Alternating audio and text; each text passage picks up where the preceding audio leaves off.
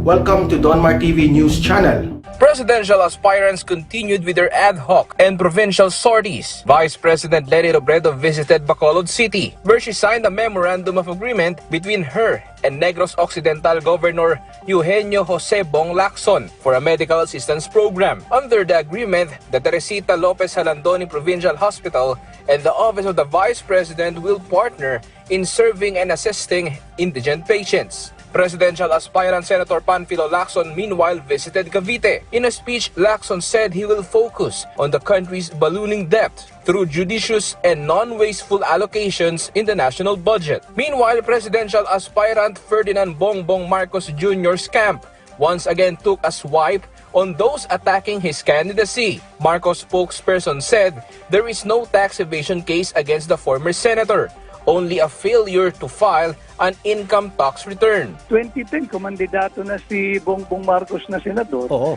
2016, kumandidato na ng vice president, nanalo, subalit hindi naproklama. Oo. So, ano yung pinag-uusapan nilang kaso noong 1982, ng 1984, 85? Nariyan yan for the longest time. Bakit pwede noon at hindi pwede ngayon?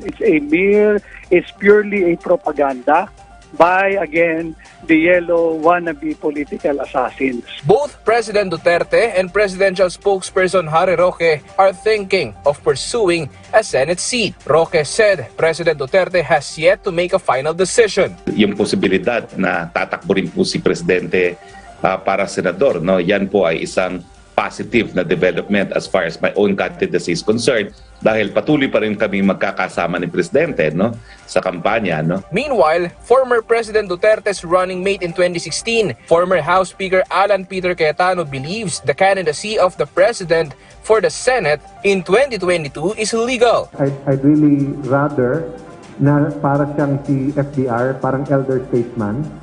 But if he does run, that's his right. And I'll probably vote for him kung senador. Usapang real talk. Alright. So, ang objective talaga ng kabilang kubol na mukhang tubol ay simple. Para sa kanila, sa susunod na eleksyon ay dapat no more Marcos and no more Duterte. Akala niyo ba ganun lang kadali i-erase ang ginawa ni President Duterte in the last 5 years? Akala niyo ba kaming mga Pilipino ay bulag at maang-maangan? Kung nasanay kayo sa 30-something years na ginagunyo kami, you think we will allow you to go back in power? You think na mas pipiliin namin si Leni, si Manny, si Isko, at si Ping? You are kidding yourselves.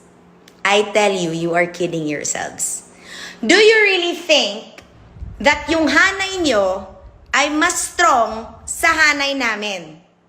We have Sara Duterte, Bongbong Marcos, we have Senator Bongo, and Senator Bato de la Rosa. So you really think na kami dapat ang mag-worry? Basang-basa na po ang play ninyo.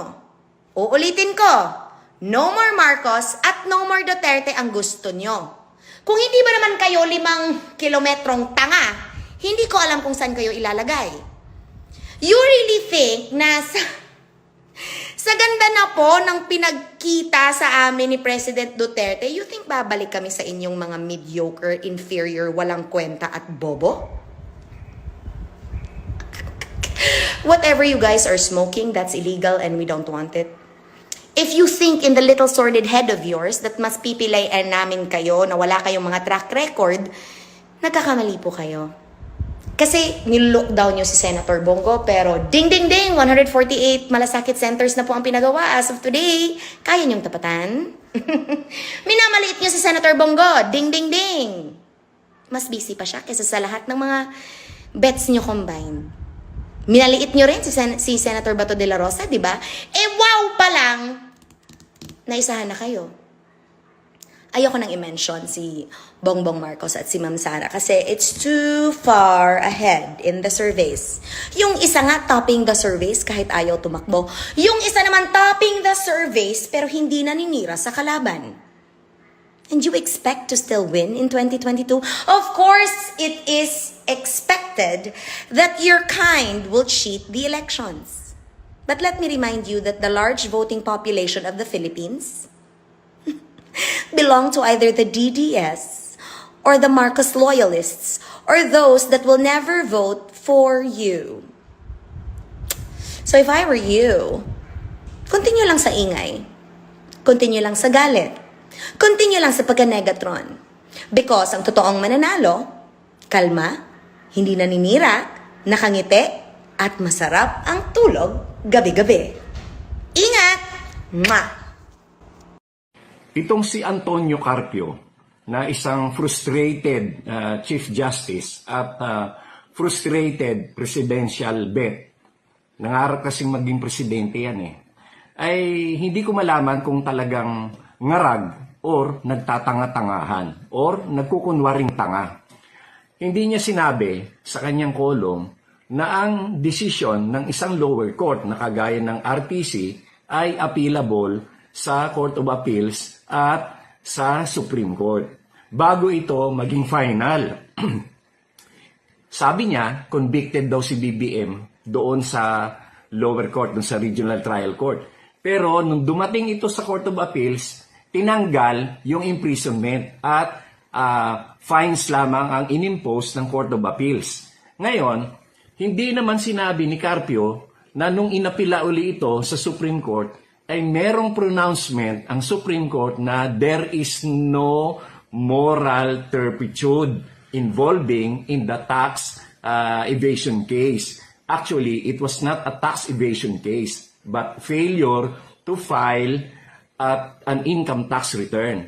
Yung naman panahon na yon, persecuted sila Marcoses, no, at si BBM. Di siyempre, yung decision ng korte, ng lower court, na-pressure yon sigurado ng mga Aquino at ng mga Dilawan. Kaya nakita nyo, pagdating sa Supreme Court, overturned lahat yung kanilang mga pronouncements doon sa regional trial court. Hindi yan sinabi ni Carpio. Kasi ang sadya niya ay siraan si Bongbong Marcos. Pambihira.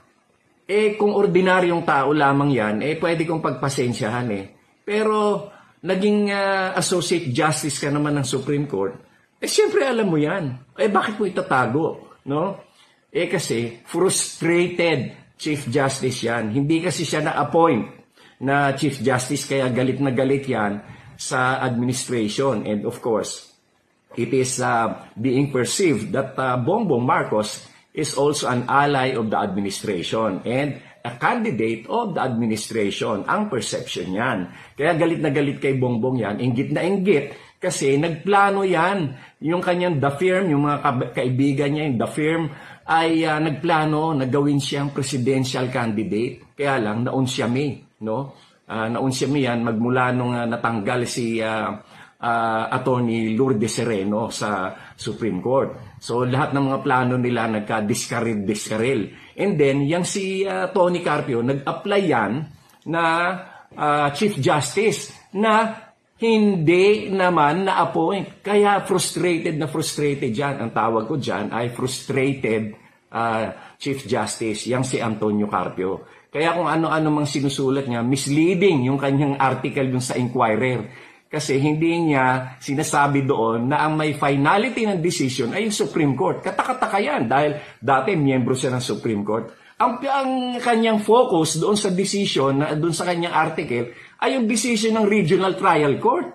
No? Kaya maling-mali. At yung kanyang mga sinasite na cases, sa ibang cases daw ay yung a crime does not necessarily involve moral turpitude. Oo, may mga contrary rulings siya doon. Pero kasi, ang dapat natingnan dyan, yung mismong kaso, yung People versus Ferdinand Marcos Jr., ay sinasabi na nga na walang conviction at walang crime involving moral turpitude. Yun. Hindi ko nga malaman, sa palagay nyo, ito bang si Carpio ay nagtatanga-tangahan o sadyang